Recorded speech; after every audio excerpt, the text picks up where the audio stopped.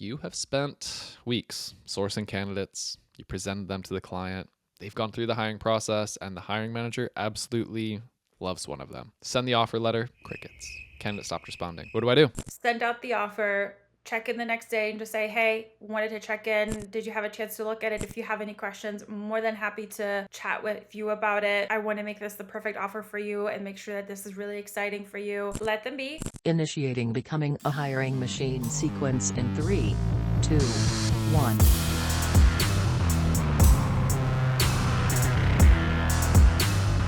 Hey everyone, it's Sam Keenly, and welcome back to Becoming a Hiring Machine. This is the show dedicated to fixing recruitment by going beyond saying what needs to change and instead teaches you how to make that change. Today we've got a great Tactical Tuesday episode ahead of us, but before we get into that, I want to tell you a little bit about the show. Essentially, we have shows within the show here. Some days we have interviews with industry thought leaders and others who are shaking up the space, while other days we cover trending topics.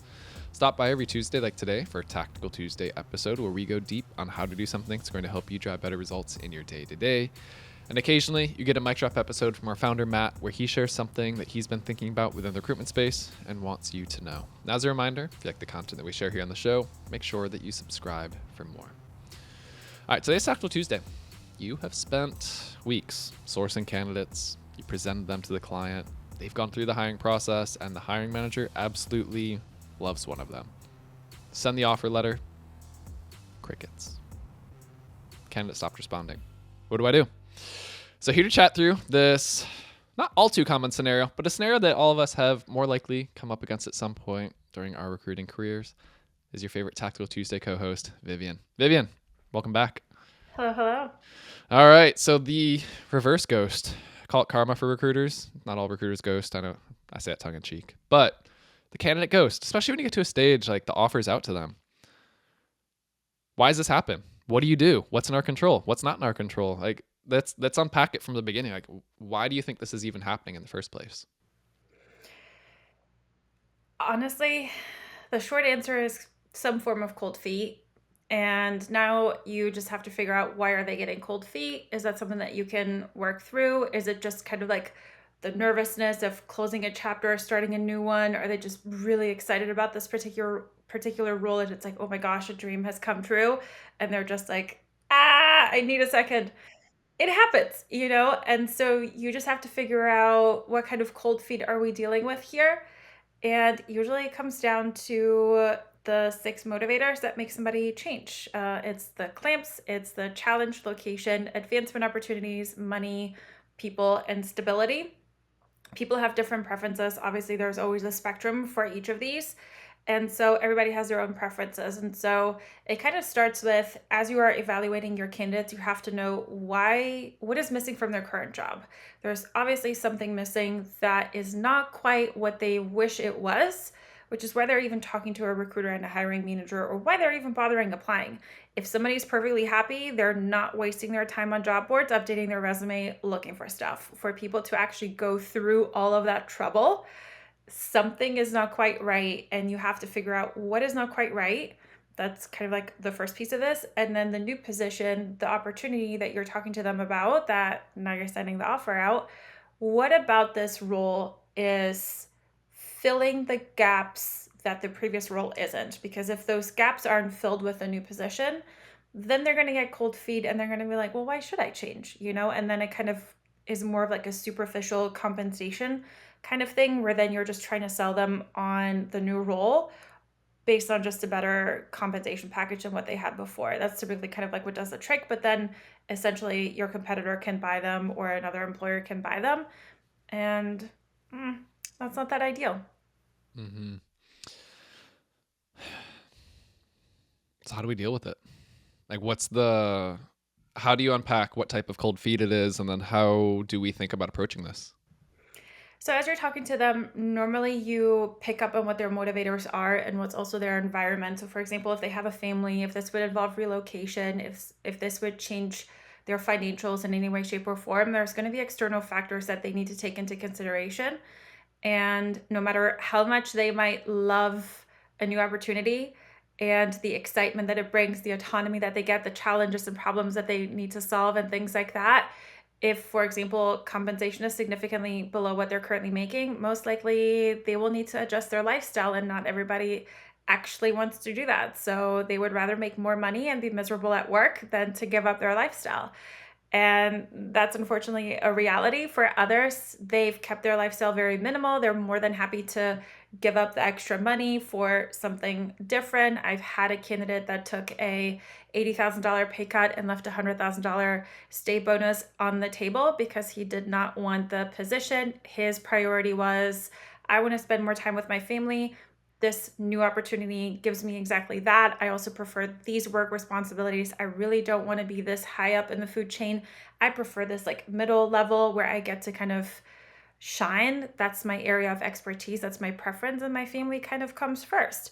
So in that scenario, money was nowhere near a factor, and lifestyle didn't really change just because this particular candidate was way, way, way too busy and never had a chance to actually spend all the money that they were making. So that one was an easy kind of way to downgrade that. And there was something that was much, much more important to them. And they were very vocal about that early on. And that was the prime motivating factor for them wanting to leave. It was not the money, it was nothing of that kind. And so you have to uncover what's really motivating them and what is the environment. Is the environment supportive of that move, or might they be a little bit hesitant of encouraging and supporting that?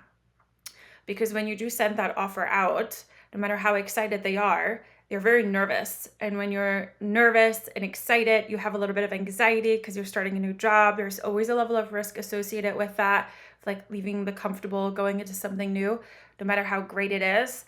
When you are really nervous and feel a little bit ungrounded, you are looking to your support system for support. What are they telling you, right? Like, are they supportive of that? Are they excited for you? Are they encouraging you? Or are they going to say, hey, this is a really great opportunity. So great that you got it, like super excited for you. Or, are you really sure about that? This is where the cold feet either get warmed up or they get put into an ice bath. Mm-hmm. That's so true. Well, they do. It's like you always go to ask people, and then later on, you look, why did I ask this person for career advice? But it's a separate topic in itself. All right, so let's deal with it. As a recruiter, what's within our control to move this forward, to make progress, to influence, to get to the desired outcome? Like, how do you approach it? To be honest, there's not much that you can do. Not that great of advice, but essentially what you want to do when you are actually sending out the offer, give it a solid expiration date. Send out the offer, check in the next day and just say, hey, wanted to check in. Did you have a chance to look at it? If you have any questions, more than happy to chat with you about it. I want to make this the perfect offer for you and make sure that this is really exciting for you, all that fun stuff. And then let them be. Let them digest it and follow up the day before the offer expires just to check in. But usually and you want to have the offer expire 1 week tops. You don't want to give somebody more than a week. Usually 5 days is really good. 3 days is typically what I saw. If you need more than that, why? Something else is going on. And I mean, it's different if it's like about moving the potential start date and things like that. But the actual offer acceptance periods between this is when we send you the offer, this is when we need your answer and signature and decision on this, this should be fairly quick, But then if the start date is something else, that's a different story. That's not what I'm talking about. You want to keep it long enough where they can digest it and kind of like process the excitement. When I got my Loxo offer, I was so excited. I needed 2 days to just kind of like digest it before I actually accepted and signed and all that fun stuff. But I did say, super excited, I will sign it when I get a chance. And I just needed like a second to do like a little freak out dance. But once you have that, then you really, that's the reaction that you kind of want, and you want that communication. So like, let's say you said it on a Monday, they really like give it like a week max. So they have until the next Monday, and check in with them on Tuesday, check in with them again on Friday, just to be like, hey, just want to make sure that you're all set. If you have any questions over the weekend, feel free to ping me. And then just depending on where this falls timeline wise, because not everybody sends out offers on Mondays, Tuesdays, or Fridays or whatever, just kind of like, work with that. But outside of that, you really can't do anything. If you are too persistent, this can be a little bit too pushy, and then people kind of like get the ick. But outside of that, I would say this is so similar to dating. just keep dating your other candidates, keep them moving forward, keep communicating, because when you stop hearing from the candidate that you really, really want, usually when you start pursuing the other candidates, they magically turn up again. And the same exact thing happens at dating. So just keep dating the other candidates and moving them through the process. You're not, until you're married, you're a free agent. Yeah. I mean, yeah, I get where you're coming from with that. There must be something in the atmosphere where it's just like, I'm sensing that they're talking to another candidate, versus seeing you out at a bar. All right, I'll end the dating analogy at that. Okay. Okay, so good balance of persistence. Continue moving forward with other candidates. You don't want to put all your eggs in that one basket just in case things like this start to happen, which I think multiple recruiters always know, have multiple strong candidates in the mix for this exact reason. But I think that's good advice. So hopefully we get some responses to this one, to hear what people say about scenarios like this. Could be a fun, like, best stories ever, worst stories ever, recruiting stories, horror stories, that I'm sure there's some good ones in the mix. But I think this will be helpful for a lot of people listening. So any final thoughts before we wrap this one up? The one thing that I would say is a lot of times hiring managers, they get so excited about that one candidate and it seems to be lining up towards like the interview process. Don't drop the other candidates, keep moving them through the process. And there's this like misconception that hiring managers are like, oh, I don't want to waste anybody's time and things like that. But the reality is, if worst case scenario, the candidate ghosts you, doesn't accept the offer, you will have wasted time waiting for that perfect candidate. So you just kind of want to keep it moving, because that way, sometimes like when you get down on one knee and you propose and send the offer, this is where sometimes the true colors come out. You didn't see it coming because you were just like in the bubble, like, oh my gosh, the perfect candidate. And so at least you have like, and this sounds so bad, you have like a backup plan, but sometimes you just need that like sobering moment of like, they were not the one, but this is the one. And then it just works so perfectly, So yeah, just keep interviewing. Okay. I like it. Well, Viv, as always, thank you for joining, sharing your insights, your expertise, and your experience in situations like this. So hopefully this is some good insight for recruiters that may be experiencing this or will be at some point in their career. So as we wrap, Becoming a Hiring Machine is a production of Loxo. If you like this episode and you're not sure where to go next, we do have a link to a similar one. You can find that in the show notes within the description of your favorite podcast streaming platform, as well as on our website.